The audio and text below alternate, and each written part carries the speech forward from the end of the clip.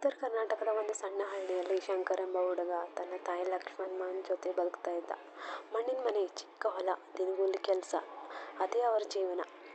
ಶಂಕರ್ ಓದಿನಲ್ಲಿ ತುಂಬ ಆಸಕ್ತಿ ಹೊಂದಿದ್ದ. ಆದರೆ ಬಡತನ ಅವರ ನೆರಳಿನಂತೆ ಹಿಂಬಾಲಿಸ್ತಾ ಇತ್ತು.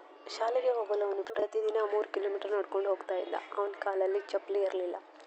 ಬಿಸಿಲಲ್ಲಿ ರಸ್ತೆಯಲ್ಲಿ ಕಾಲು ಸುಡ್ತಾ ಇತ್ತು. ಮಳೆ ಬಂದರೆ ಕೆಸರು. ಆದರೂ ಅವನು ಒಂದಿನವೂ ಶಾಲೆ ಮಿಸ್ ಮಾಡ್ತಾ ಇರಲಿಲ್ಲ. ಒಮ್ಮೆ ಕ್ಲಾಸ್ನಲ್ಲಿ ಶಿಕ್ಷಕರು ಕೇಳಿದ್ರು, ನೀನು ದೊಡ್ಡವರಾದ್ಮೇಲೆ ಏನಾಗಬೇಕು? ಯಾರೋ ಪೊಲೀಸ್, ಯಾರೋ ಡಾಕ್ಟ್ರು ಎಂದರು. ಆದರೆ ಶಂಕರ್ ನಿಧಾನವಾಗಿ ಹೇಳ್ದ, ನಾನು ಶಿಕ್ಷಕ ಆಗಬೇಕು. ನನ್ನಮ್ಮ ಕೆಲಸ ಮಾಡದಂತೆ ನೋಡ್ಕೊಳ್ಬೇಕು. ಕೆಲವರು ನಕ್ಕರು. ಅವನು ಮೌನವಾಗಿದ್ದ. ಒಂದಿನ ಶಾಲೆಯಲ್ಲಿ ಸ್ಪರ್ಧೆ ಘೋಷಿಸಲಾಯಿತು. ಜಿಲ್ಲಾ ಮಟ್ಟದ ಸ್ಪರ್ಧೆ. ಗೆದ್ದವರಿಗೆ ವಿದ್ಯಾರ್ಥಿ ವೇತನ. ಆದರೆ ಪರೀಕ್ಷೆ ಬರೆಯಲು ನಗರಕ್ಕೆ ಹೋಗಬೇಕಾಗಿತ್ತು. ಲಕ್ಷ್ಮಮ್ಮ ಬಳಿ ಹಣ ಇರಲಿಲ್ಲ. ಆ ರಾತ್ರಿ ಅವಳು ತನ್ನ ಮದುವೆ ಕಾಲದ ಏಕೈಕ ಬೆಳ್ಳಿ ಕಾಲುಗೆಜ್ಜೆ ತೆಗೆದು ಮಾರಿಬಿಟ್ಳು. ಮುಂದಿನ ದಿನ ಶಂಕರ್ಗೆ ಹಣ ಕೊಟ್ಟು ಹೇಳಿದಳು, ಹೋಗು ಮಗ, ನಿನ್ನ ಕನಸು ಗೆಲ್ಲಬೇಕು. ಶಂಕರ್ ಕಣ್ಣಲ್ಲಿ ನೀರು ಬಂತು. ನಗರಕ್ಕೆ ಹೋಗುವ ದಿನ ಅವನು ಗಮನಿಸಿದ, ಅಮ್ಮ ಕಾಲಲ್ಲಿ ಗೆಜ್ಜೆ ಇರಲಿಲ್ಲ. ಅವನಿಗೆ ಅರ್ಥ ಆಯಿತು. ಆದರೆ ಏನೂ ಹೇಳಲಿಲ್ಲ. ಪರೀಕ್ಷೆ ದಿನ ಎಲ್ಲ ಮಕ್ಕಳು ಶೂ ಧರಿಸಿ, ಶಂಕರ್ ಮಾತ್ರ ಬೆತ್ತಲೆ ಕಾಲಿನಲ್ಲಿ. ಅವರು ಮತ್ತೆ ನಕ್ಕರು.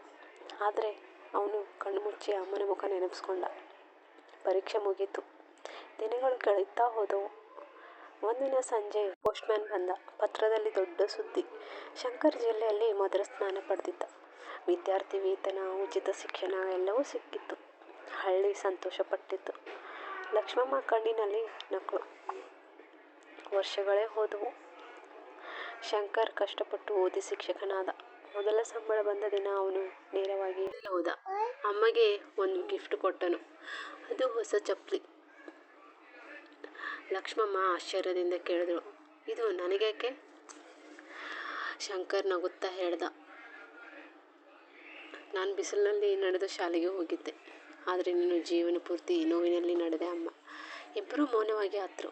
ಕೆಲ ತಿಂಗಳ ನಂತರ ಲಕ್ಷ್ಮಮ್ಮ ಅನಾರೋಗ್ಯದಿಂದ ಸತ್ತಳು. ಆದರೆ ಶಂಕರ್ ತನ್ನ ಶಾಲೆಯಲ್ಲಿ ಬಡ ಮಕ್ಕಳಿಗಾಗಿ ಉಚಿತ ಚಪ್ಪಲಿ ಯೋಜನೆ ಶುರು ಮಾಡಿದ. ಪ್ರತಿ ಮಗುವಿಗೂ ಚಪ್ಪಲಿ ಕೊಡುತ್ತಾ ಅವನು ಒಂದೇ ಮಾತು ಹೇಳುತ್ತಿದ್ದ, ಕನಸುಗಳಿಗೆ ಹಣ ಬೇಕಾಗಿಲ್ಲ, ಧೈರ್ಯ ಮತ್ತು ತಾಯಿಯ ಆಶೀರ್ವಾದ ಸಾಕು. ಹಳ್ಳಿಯವರು ಹೇಳ್ತಾರೆ, ಬಡತನದ ಶಂಕರ್ ಜೀವನವನ್ನು ತಡೆದಿಲ್ಲ, ಅದು ಅವನು ದೊಡ್ಡವನಾಗಿ ಮಾಡಿತು.